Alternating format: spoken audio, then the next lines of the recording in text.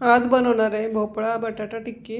भोपळा किसून घेतला आहे, बटाटे शिजवून साल काढून घेतले आहेत, हिरवी मिरची पेस्ट, मिरची पावडर, चाट मसाला, चवीनुसार मीठ, बारीक चिरलेली कोथिंबीर, भाजणीचं पीठ मिक्स करून घेणे, पीठ मळून घ्या।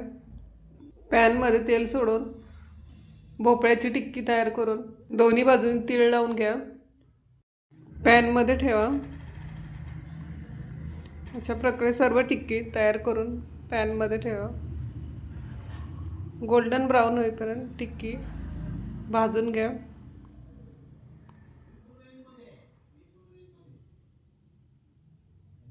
दोन्ही बाजूनी शॅलो फ्राय करा,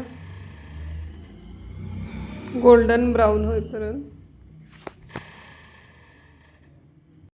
तयार आहे आपली भोपळा बटाटा टिक्की। व्हिडिओ आवडल्यास लाईक, शेअर आणि सबस्क्राईब करा।